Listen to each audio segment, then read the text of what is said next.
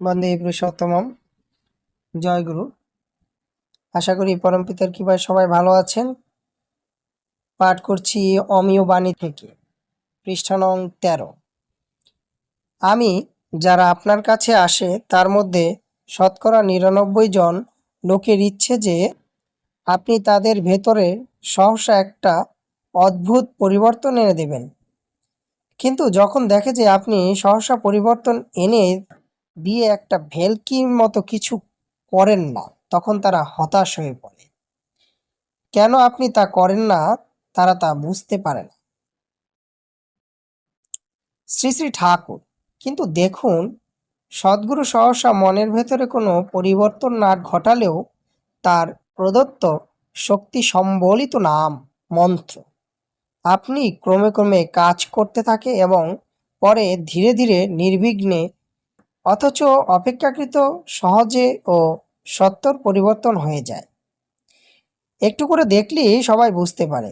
আর যদি নাম গ্রহণ করে কিছু নাও করে, তথাপি ওই নামের শক্তির হাতে কিছুতেই এড়িয়ে যাবার জো নেই। ও জন্ম জন্মান্তর পর্যন্ত লেগে থেকে কাজ করিয়ে নেবেই, এবং তদ্বেতু মুক্তিলাভ বহুগুণে সুলভ হবে। যাক, আমি বলছিলাম কি, আমার ওই অহংকার যায় কি সে বলতে পারেন? আমি পারি বোধ হয়। শ্রী শ্রী ঠাকুর। কি সে আমি? বিশ্বজগৎ মুক্ত হলে, অর্থাৎ একত্বে উপনীত হলে। শ্রী শ্রী ঠাকুর। কেন? আমি বিশ্ব জগতে একত্বে উপনীত না হওয়া পর্যন্ত বিশ্বাত্ম বা ইউনিভার্সাল আই এর তৃপ্তি হচ্ছে না।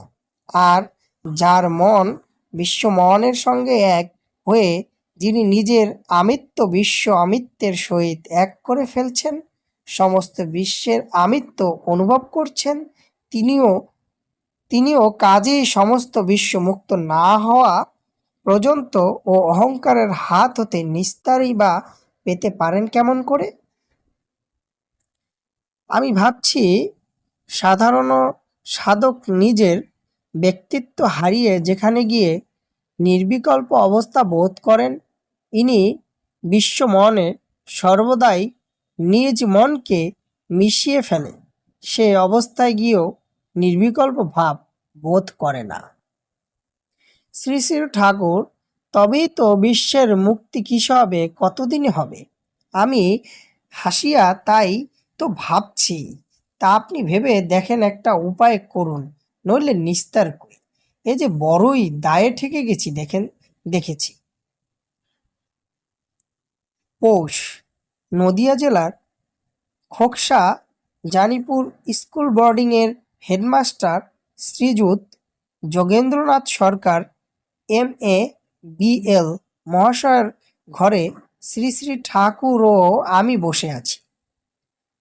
মাস্টারমশায়ের সব স্কুল করতে গেছেন।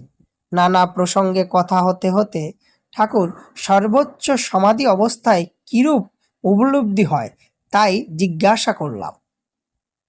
উত্তরে বললেন, সে অবস্থার কথা ঠিক ব্যক্ত করা যায় না, যেমন করেই বলতে চেষ্টা করা যাক, প্রকৃতরূপে তার বর্ণনা দেওয়া যায় না। কথা দিয়ে বলতে গেলেই সে অবস্থার তুলনা যেন মিথ্যা বলা হয়, তা ঠিক ঠিক বাক্যে প্রকাশ করা যায় না। আমি তবে কি সে চরম অবস্থা, নাথিং হয়ে যাওয়া, তার কি কিছুই স্মৃতি থাকে না? শ্রী শ্রী ঠাকুর। নাথিং, কিছু না, হয়ে যায় না বটে, তবে সে নাথিং কি নট নাথিং তা বলে বোঝানো যায়। আমি তবে তার নাথিং নয় বলে কি করে? শ্রী শ্রী ঠাকুর। কেমন কেমন জানেন, যেমন একটি লোকের খুব গাঢ় নিদ্রা হয়েছে, স্বপ্ন আদি কিছু দেখে নাই, তারপর ঘুম ভাঙলে তাকে যদি জিজ্ঞাসা করা যায় কেমন ঘুম হয়েছিল, তখন তুমি ছিলে কি নাথিং হয়ে গিয়েছিলে, তাহলে সে বলবে কি? সে বলবে নাথিং হয়ে যায় নাই, ছিলাম, এবং ঘুম ভালোই হয়েছে।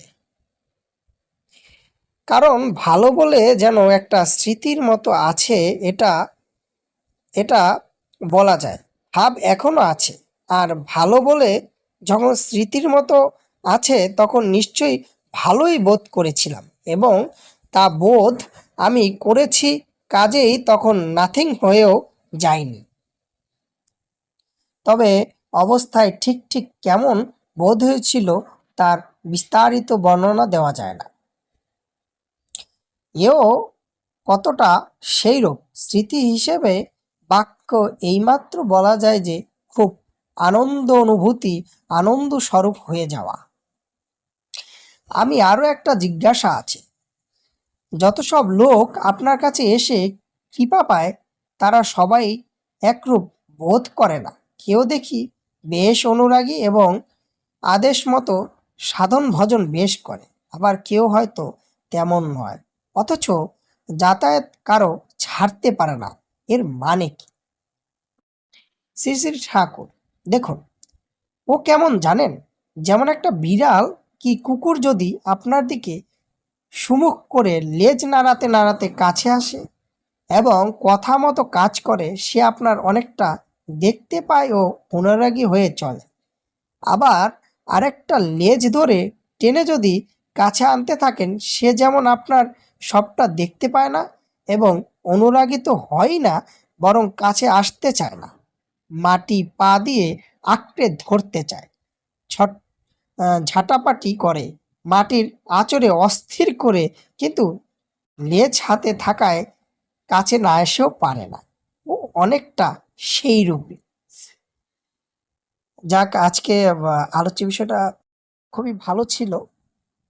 ঠাকুর এখানে কিছু প্রসঙ্গ তুলেছেন দীক্ষার বিষয়ে। দীক্ষা নিয়ে যে বিষয়টা, মন্ত্রের যে শক্তি, এবং কিছু কিছু লোক আছে দীক্ষা নিয়েও পালন করে না, তাদের যে গতি কি হবে সে বিষয়ে এখানে আলোকপাত করা হয়েছে। সবাই ভালো থাকবেন। ভুল ত্রুটি হলে ক্ষমা সুন্দর দৃষ্টিতে দেখবেন। পাশে থাকবেন, ঠাকুরের বাণী সর্বত্র প্রচার করবেন। নিজের থেকে পারেন, নিজে পারেন, কারোটা কারোর কাছ থেকে নিয়ে পারেন, যেভাবেই হোক ঠাকুরের বাণী সর্বত্র প্রচার করবেন। এবং কিছু কিছু বিষয় একটু খেয়াল রাখবেন যাতে ঠাকুরের বাণীগুলো প্রচার হয়, অপপ্রচার না হয়। এবং কিছু কিছু বিষয় দেখা যাচ্ছে যে ঠাকুরের বাণীগুলোকে বিকৃত করে প্রকাশ করছে, সেগুলোর বিরুদ্ধে অবশ্যই রুখে দাঁড়াবেন। সে বিষয়ে আর একদিন কথা হবে। ভালো থাকবেন, সুন্দর থাকবেন, সুস্থ থাকবেন। পরম পিতার কাছে এটাই চাওয়া। জয় গুরু।